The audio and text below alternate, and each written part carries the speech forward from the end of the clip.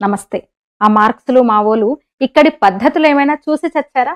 ఏడాదికి భారతదేశంలో నెలకి 6-7 పండుగలు చేసుకుంటారు. వాటిల్లో వినాయక చవితి వంటి పెద్ద పండుగ నెలకి ఒక్కటైనా వస్తుంది. ఇక రథయాత్రలు, జాతరలకు కొదవే లేదు. స్థానిక పండుగలు, కులాల ఆధారిత సంప్రదాయ పండుగలకైతే లెక్కే లేదు. ఆ పైన ఇంటి దేవుళ్ళు, వాళ్ళ కోసం మరో పండుగ ఎప్పుడూ రెడీగా ఉంటుంది. అసలు కథ తీర్థయాత్రలు, గుళ్లకు, గోపురాలకు వెళ్లి రావడాలు, పెళ్లిళ్ళు, ఇంటి పేరంటాలు, ఒడిబియ్యాల్లాంటి ఆడపిల్లల ఆదరణ, భగిని హస్తభోజనాలు. ఈ మధ్యనైతే ఓని పండుగ, పంచల పండుగ కూడా వచ్చినాయి. పుట్టినరోజులు, పెళ్లి రోజులు, షష్ఠి పూర్తి, సహస్ర చంద్ర దర్శనాలు, యజ్ఞాలు, యాగాలు, అవి కాక ప్రవచనాలు, యోగా శిబిరాలు, మౌన శిబిరాలు, కథాగానాలు, ముగ్గుల పోటీలు, సిగ్గుల సంబరాలు, కబడ్డీలు, కుస్తీలు, ఆటలు. నిజం, శ్రీశ్రీ సరిగ్గానే చెప్పాడు. హేళనగా చెప్పినా కూడా స్వతంత్ర దేశంలో చావు కూడా పెళ్లి లాంటిదే. ఊరికే సరదాగా లెక్కగడితే ఒడిశా పండుగలతో ఆ రాష్ట్ర జీడిపిలో 13% పర్యాటకం వాటా. సుమారు 15,000 కోట్ల ఆదాయం ఒక్క రథయాత్ర ద్వారానే సమకూరింది. పూరి జగన్నాథ రథయాత్ర.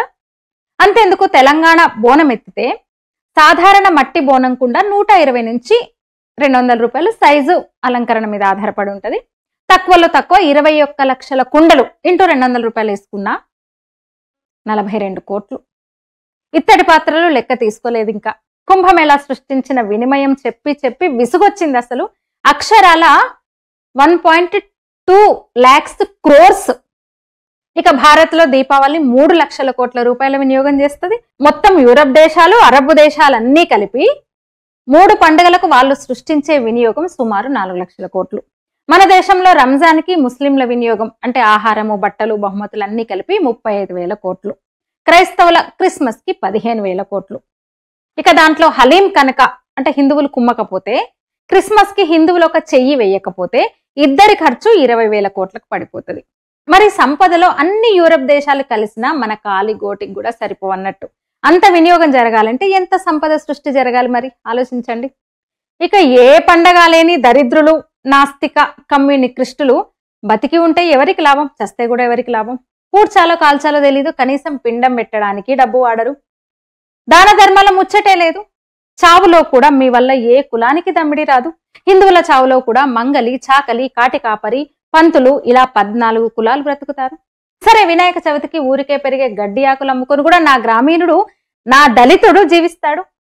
గుడి గోపురాల ఆధార ఆర్థికం గురించి చెప్తే నిద్రపట్టక చేస్తారు వాళ్ళు. ఇట్లేదన్నా మాట్లాడితే అర్థం పర్థం లేని మాటలన్నీ ఎర్రోళ్ళు, ఎడారోళ్ళు గుక్కబట్టి ఏడుస్తారు. అందుకే ఈ గణాంకాలన్నీ. మీ విదేశీ ఎర్ర Europe, Arab, Hong Leong bank హెచ్ఎల్బికి చెందిన HLB Asian consumer survey research division వాళ్ళు చేసిన సర్వేలోంచి తీసుకున్న లెక్కలు ఇవి.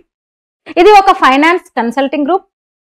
వాళ్ళు పండుగల సమయంలో వినియోగదారుల ఖర్చును అంటే కన్జ్యూమర్ స్పెండింగ్ గురించి సర్వే చేస్తారు. వాళ్ళు ఆర్థికం అంటే కేవలం ఇల్లు, కార్లు కొనుక్కొని బీర్లు తాగి పబ్బుల్లో, క్లబ్బుల్లో గడపడం కాదు.